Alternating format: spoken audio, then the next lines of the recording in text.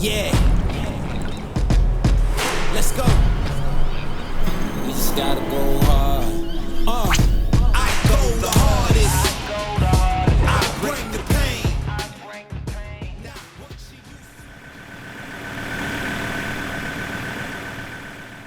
Alright, exciting morning here out on the Hawkesbury, my local.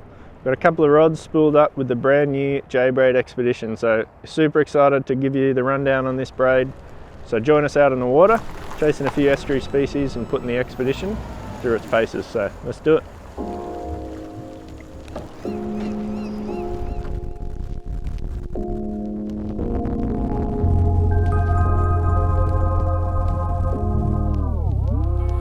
It's telling me to get up, it's time for work. Alright, so just pulled up at the first spot, complete whiteout with the fog, can't see more than about 50 metres in front of the boat, but we've pulled up to a set of racks here in the Hawkesbury. It's not something I do heaps here, but good test for the Expedition braid, so we'll grab a little risky critter and we'll start throwing around these poles, see how we go.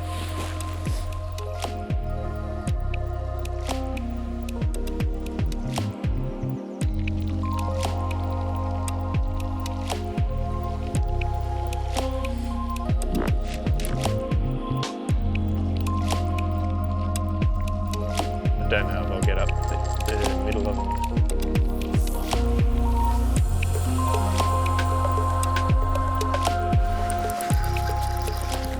He's a good fish to start off. How's that to start off the Expedition test? Maybe only fifth or sixth cast of the morning. Ooh.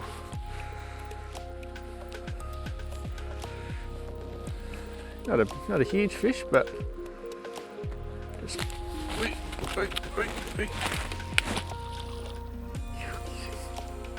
I don't know that was gonna happen. Couche one. A little risky critter on this is a 1/20th head. That's one of the new colours that's just been announced. So it's olive oil. Nice, kind of similar to a motor oil, but a little bit more green, bit of a two-tone kind of top and bottom colour. Really nice colour, one of my favourites. I should just get the net out, to be honest.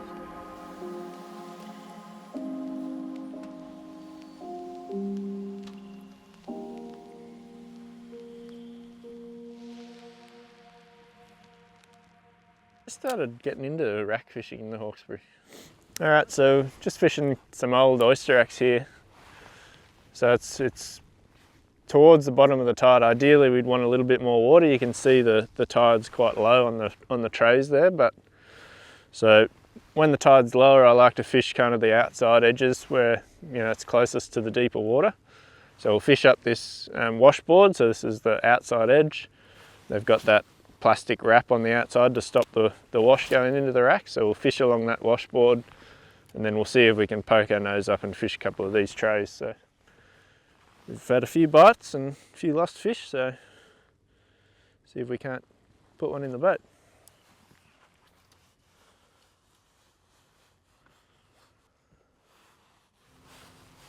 Let's fish out there.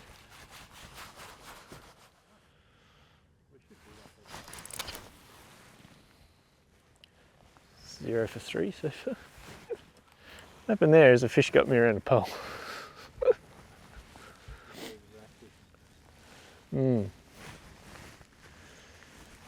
Tries a rack fishing with an ultralight rod. You stitched me up proper here, Pat.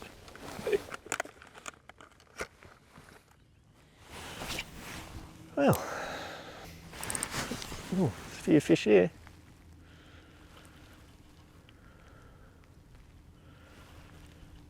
That one that was sitting on that pole, man, as I came up, that was like a 38 forker or something. It's a proper one. That's right.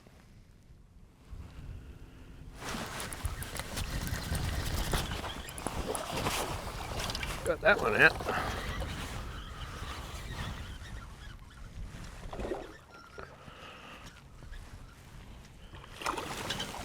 Not a bad one. Trying to drop this one over the side. Not a massive fish, but good test out here in the racks. Alright, so not a massive one, but first one we've actually managed to keep in the boat this morning. He ate that rescue critter off the pole. We've just come into a set of racks here that seems to have a bit of life in it, so we'll keep going down, see if we can't catch another one. Found a little patch of fish, seems to be, so we're at basically the furthest out section of racks. We've got a lot of racks up in this bay here, and it's the end of the run out tide. So what I think's happening is that tide's pushing all those fish. The inner racks are getting very, very shallow, too shallow to take the boat in, and all the fish that have been up there on the high tide are starting to flow out. So we've had quite a few bites just in this little area, and basically we're just working the outside poles. So we'll keep going along, and hopefully we'll get a few more bites.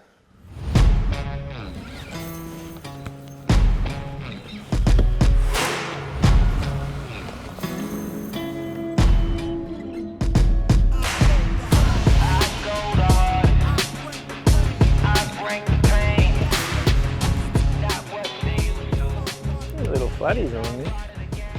Alright, so a bit of a slower morning, but just going to make a little bit of a change. So the fog's lifted, nice and sunny now. It's run-in tide's probably an hour or so into the run-in. So I'll run back down the river a bit, try and fish a bit more faster flowing water, find this current and see if we can't catch a few fish. So I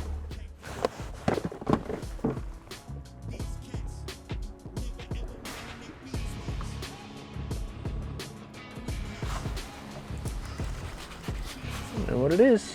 Flatty. Little flatty.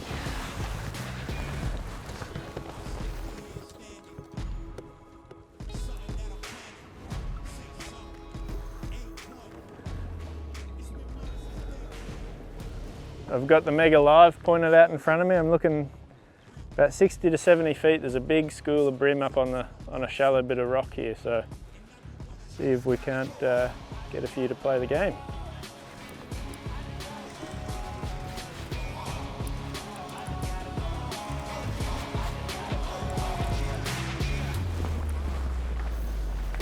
Little fat old winter bream.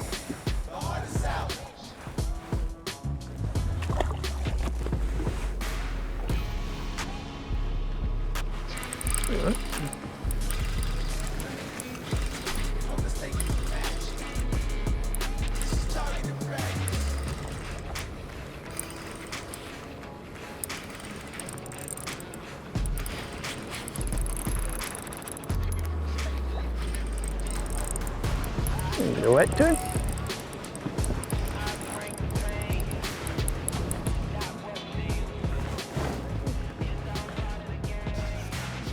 A little wave minnow on a 1/8 number 1 bait junkie jig head. Not a big one again, but nice little winter bream. Alright, so we're just fishing basically a little high spot, so it's deep on the other side. It comes up to about 16 feet and drops off again, and the current's coming over the top of it. So we're sitting off the back of it and just bouncing a little plastic on the bottom. So I've got a wave minnow on a 1/8 and I'm just hopping it along the bottom. So there's a kind of hard, rocky kind of bottom, so you can feel it bouncing along and you're just lifting it off and dropping it back down. So quite a simple technique, but really good way to catch bream and flatties, and you get the odd dewey and stuff as well. So you see that one? Giving a good little scrap for themselves, these fish. They're all about the same size, but they're all just thick. Not a massive one, but they're all pretty thick. Pulling pretty hard, so chuck it back. Alright, so one of the biggest benefits of J-Braid Expedition is the brand new silicone coating, and you might be familiar with this from some other Daiwa braids like our Saltiga line, but it's the first J-Braid to have a silicone coating. And one of the biggest benefits of silicone coating in braids is the fact that it makes the braid hydrophobic, meaning it repels water or doesn't absorb water. There's a couple of really big benefits to that. One is it doesn't absorb the water, but also the silt and the sediment that's in the water. And a lot of what makes braid wear out over time, and you might have seen, you know, braids you've used in the past, oh, there's a bite, go fuzzy over time, but by repelling the water it doesn't absorb that silt and the sediment, so you don't get that wear over time. So it's a more durable braid, it'll last a bit longer. But the other one is it doesn't become waterlogged, so after a long fishing session, you know, you still get the improved casting performance, and when fishing a bit deeper water like we are here, or even, you know, vertical jigging or something in the salt water, you get more direct line contact because it doesn't take into account as much water, and it doesn't drag as much. It's a nice little winter brim. Not a huge one, but he's probably the biggest one we've had so far this morning. Right on cue. All right, so we're going to make a little spot change. We've stopped on that reef and had a pretty good little session there, fishing some deeper fish, but we've pulled up that and we're going to go back to some racks. So we're going to go down the front of the system, try and find a bit of clearer water, a bit more visual, a bit more fun. Pick up the rescue cutter again and throw it around those poles and see if we can't catch a big one out of the racks to give that J-Braid expedition a good test. So far, really liking it. It's super smooth, super slick, and because of that silicone coating, you notice it, you know, fishing deep, there's no water dripping off your line. Your casts are just really nice, even after a long time soaking it down there. So really enjoying it so far. We'll go test it out in some more racks. Let's do it.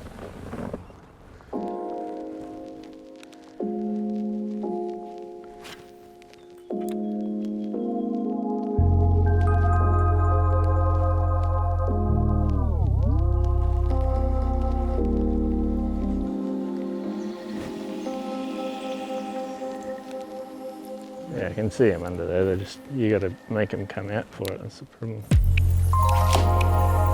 They're all in here, mate.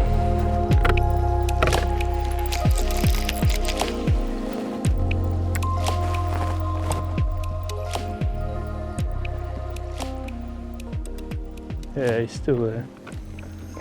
Get off that oyster. Okay.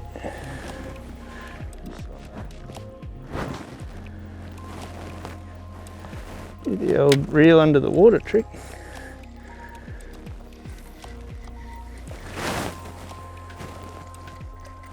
There he is. Yeah, there he is. Oh, get off there. Get off there. One extraction. So I had the braid all wrapped up in the poles there. Not a big fish, but good test for the expedition braid. There's about 500 brim here, so we'll put him back. Now that we're a bit closer, we've got a bit better chance of getting one out if we do actually hook one. That was a big one, holy moly. Last spot for the day, we'll head into the last spot, so we'll just went up a little shallow creek and fished a couple of racks and saw plenty of fish, but really spooky, so we'll go back into the main river and fish a few more racks, one rack that I really like to fish, and we'll see how we go. Finish the day off strong, eh? So when I'm fishing plastics like this, I really like to use a high-vis braid, and the Expedition high-vis orange, really nice colour for this, makes it really easy to see when the line's lying on the water. You can see those little bites, but it also comes in metered multicolour as well, all the way up to PE 8, 90 pounds. So whether you're a light tackle estuary guy like myself or you're into your offshore blue water, there's a J-Braid Expedition to suit. So we'll fish down another couple of these racks and we'll see if we can't get another fish. Buddy, there you go, there's your dinner. There you go, mate. Dinner for the cameraman. There you go, mate. Thank you, Tom. There you go, mate. Can't give you too close a look at this one. Upcoming bait junkie shape. And that's enough.